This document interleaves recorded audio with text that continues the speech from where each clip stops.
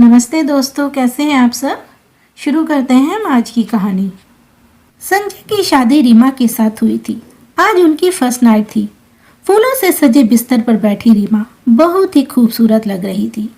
संजय उसके पास गया और बिस्तर पर बैठ गया। उसने रीमा के हाथों को अपने हाथों में थाम लिया। संजय ने जैसे ही यह किया, रीमा ने अपना हाथ खींच लिया। संजय ने फिर से उसका हाथ पकड़ा और उसे गले से लगाने की कोशिश की तो रीमा अपना सर नीचे झुकाकर बैठ गई। संजय, ओहो, शर्मा गई, लेकिन तुम्हारी इस अदा ने मुझे और भी दीवाना बना दिया। रीमा, चलो अब शर्माना छोड़ो और मेरी बाहों में आ जाओ और भूल जाओ सब कुछ। रीमा, जी वो। संजय, अरे क्या हुआ, खुलकर बोलो जो बोलना है। संजय के अनुरोध पर रीमा ने जो कहा उसे वह बहुत ही अटपटा लगा। संजय, ये कैसी मन्नत मांगी है तुमने। सुहागरात का इंतजार तो सबको होता है।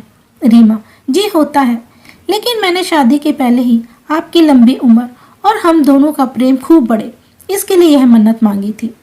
मन्नत मांगते वक्त यह था कि शादी के 1 महीने बाद ही मैं अपने पति के साथ खुलकर प्रेम करूंगी। 1 महीने तक हम ऐसे रहेंगे इस कमरे में, लेकिन एक दूसरे को स्पर्श नहीं करेंगे। संजय, चलो अब तुमने मन्नत मांगी है और वो मेरी लंबी उम्र और आपस के प्रेम के लिए, तो मैं तुम्हारी बात का मान रखूंगा। दोनों की शादी को 3 दिन हो गए। संजय कैलेंडर में दिन ही गिन रहा था। एक दिन सुबह जब संजय शेव कर रहा था, तभी दरवाजे पर दस्तक हुई। संजय, रीमा दूध वाला होगा, जरा दूध ले लो। रीमा ने दरवाजा खोला। दरवाजे पर दूध वाला ही था। रीमा ने दूध का बर्तन दूध वाले के आगे इस तरह रखा कि उसका हाथ दूध वाले के हाथ से सट गया। दूध वाले ने अपना हाथ हटाना चाहा तो रीमा ने जानबूझकर उसके हाथ से अपना हाथ रगड़ना शुरू कर दिया। दूध वाला मन में, अरे मालकिन, यह क्या कर रही है, 3 दिन ही तो इनकी शादी हुई है। रीमा, क्या हुआ भैया, क्या सोचने लगे। दूध वाला, कुछ नहीं मालकिन। ये कहकर वह हड़बड़ाकर वहां से जाने लगा तो रीमा ने उसे देखकर अपनी एक आंख मार दी। रीमा की इस हरकत से उसे जोर का झटका लगा और वह पूरे रास्ते यही सोचता गया कि संजय जी की शादी गलत लड़की से हो गई। बताओ, 2 दिन हुए शादी को और वो पुराने मर्द को ना जाने छू रही है, बल्कि आंख भी मार रही है। छी छी, घोर कलयुग आ गया। एक दिन जब संजय ऑफिस गया हुआ था तो कपड़े लेने के लिए धोबी उनके घर आया। धोबी, मालकिन अपने कपड़े निकाल कर रख देना। कपड़े निकालकर रीमा ने यह बात इस अंदाजे में कही कि धोबी राजू झेप गया। धोबी जब कपड़े लेकर जाने लगा तो रीमा ने उसे देखकर भी आंख मार दी। राजू के जहन में भी वही सब चलने लगा जो दूध वाले दीपू के जहन में चल रहा था। रीमा का यह बर्ताव धीरे धीरे मोहल्ले वालों के बीच चर्चा का विषय बन गया था। एक दिन जब संजय ऑफिस से घर लौटा तो सोसाइटी के गेट पर खड़े गार्ड ने उससे कहा, गार्ड, राम राम साहब। संजय, राम राम भाई। राम राम जी। गार्ड साहब, वह मुझे आपसे कुछ कहना था। संजय, तुम्हें फिर से पैसे चाहिए। गार्ड, अरे नहीं साहब, कुछ और बात है। उसके बाद गार्ड ने संजय से जो कहा उसे सुनकर संजय का पारा 7वें आसमान पर पहुंच गया। संजय, तुम पागल तो नहीं हो गए हो या खोज खो दिए हैं तुमने अपने। तुम्हें पता नहीं तुम मेरी पत्नी के बारे में क्या कह रहे हो। गार्ड साहब, मैं झूठ नहीं बोल रहा हूँ। आप जब ऑफिस चले जाते हैं तो मेम साहब हर दिन मुझे बुलाती है, कभी मेरा हाथ पकड़ती है और कभी आंख मारती है। संजय, देखो तुम बर्दाश्त की सीमा मत लांघो, नहीं तो तुम्हारी शिकायत मैं सोसाइटी में कर दूंगा, तुम्हारी नौकरी चली जाएगी। ये कहकर संजय वहां से निकल गया। लेकिन कुछ दिनों बाद जब दूध वाले और धोबी ने भी यही बात संजय से कही तो वह सोचने पर मजबूर हो गया। संजय मन में, यह सब लोग रीमा के बारे में ऐसी बातें क्यों कर रहे हैं। मुझे तो कहा था कि उसने मन्नत मांगी है, मुझे छूने तक से मना कर दिया और गैर मर्दों को वो आंख मार रही है। मेरी गैर हाजिरी में उन्हें घर बुला रही है। नहीं नहीं, ऐसा नहीं हो सकता। लोग झूठ बोल रहे हैं, लेकिन सभी लोग झूठ क्यों बोलेंगे। मैं क्या करूं, रीमा से बात करूं। नहीं नहीं, उसे बुरा लग गया तो। संजय रीमा से प्यार करता था, इसलिए उसने लोगों की बातों पर कोई ध्यान नहीं दिया। लेकिन एक बात जो उसने महसूस की वो यह थी कि रीमा किसी से घंटों फ़ोन पर बात करती रहती। एक बार जब उसने उससे पूछा कि वह किससे बात कर रही है, तो उसने कहा, यहाँ पर फ़ोन पर बात करने में भी कोई पाबंदी है क्या?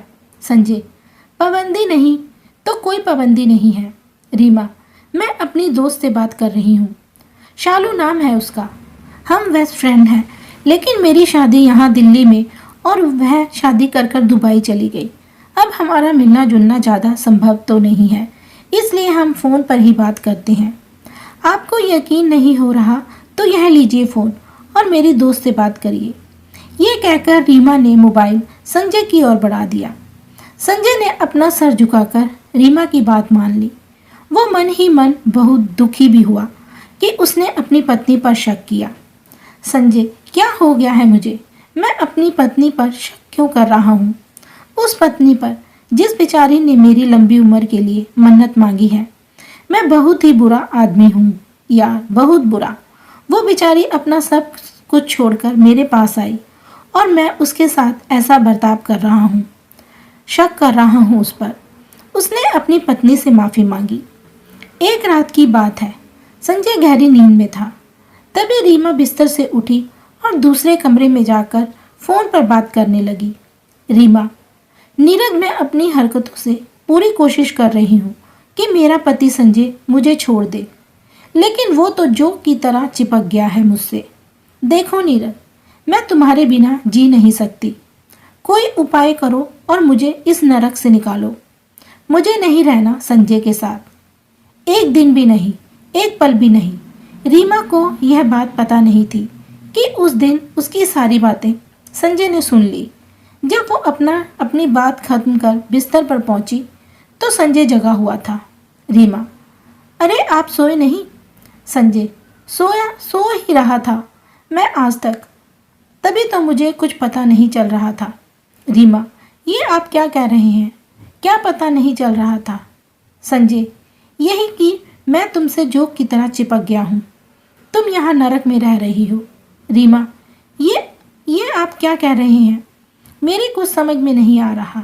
संजय, रीमा, अब तो सच बोल दो, ये नीरज कौन है जिससे तुम आधी रात को बात कर रही थी? सच सच बोल दो रीमा, मैं तुम्हें कुछ नहीं कहूँगा। संजय की बात सुनकर रीमा रोने लगी और रोते रोते उसने संजय से कहा, नीरज और मैं साथ ही पढ़ते थे।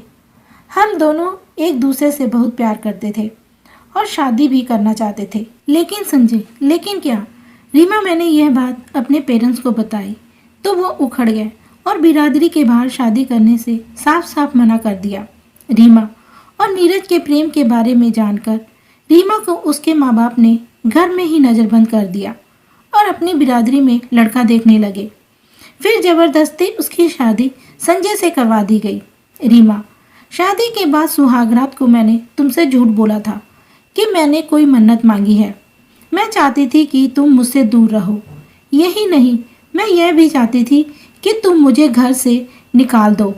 इसलिए मैं दूध वाले धोबी और वॉचमैन के साथ वैसी हरकतें करने लगी। संजय, रीमा, तुम मुझे पहले ही सच्चाई बता देनी चाहिए थी।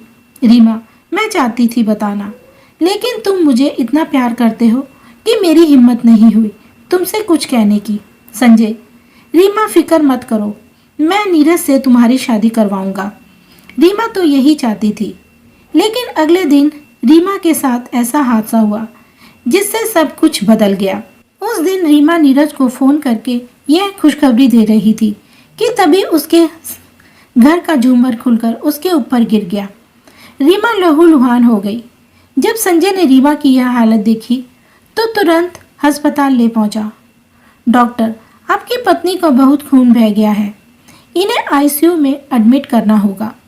खून बहुत बह गया था, इसलिए डॉक्टरों को अब उसे ब्लड चढ़ाना पड़ा। ब्लड संजय ने ही दिया था। पूरे 1 महीने तक रीमा अस्पताल में रही। इसी बीच संजय ने एक बच्चे की तरह उसका ध्यान रखा, उसे टाइम पर दवा देना, खिलाना पिलाना, जब तक वह सो नहीं जाती उसके सराहने बैठे रहना। 1 महीने बाद जब वह पूरी तरह ठीक होकर घर आ गई तो संजय बोला, संजय, रीमा, तुम अब पूरी तरह से ठीक हो गई हो। लेकिन तुम थोड़े दिन के लिए आराम कर लो। उसके बाद मैं तुम्हें जब भी नीरज के पास जाना होगा प्लीज़ मुझे बोल देना, मैं तुम्हें छोड़ दूंगा। संजय की बातों को सुनकर रीमा की आंखें भर आई। रीमा, संजय तुम मुझे छोड़ दोगे किसी गैर मर्द के पास? संजय, गैर? नीरज से तो तुम प्यार करती हो। रीमा, प्यार करती थी, वो मेरा पास था और तुम मेरा फ्यूचर। 7 फेरे लिए हैं मैंने तुम्हारे साथ। मैं मानती हूँ कि मुझसे गलती हुई, लेकिन मैं दावे के साथ कह सकती हूँ कि तुमसे ज़्यादा मुझे कोई और प्यार नहीं कर सकता। Sanjay, I love you Sanjay, I really love you. मेरी गलती के लिए मुझे माफ़ कर दो और मेरे गले लग जाओ। संजय रीमा से बहुत प्यार करता था और जो प्यार करते हैं वे दूसरे की गलतियों को दिल से नहीं लगाते बल्कि माफ़ कर देते हैं। संजय ने रीमा को माफ़ कर दिया और दोनों ने नए सिरे से अपना जीवन जीना शुरू कर दिया। कहानी कैसी लगी हमें कमेंट में लिखकर बताएं। वीडियो को लाइक और चैनल को सब्सक्राइब करें। थैंक यू, धन्यवाद।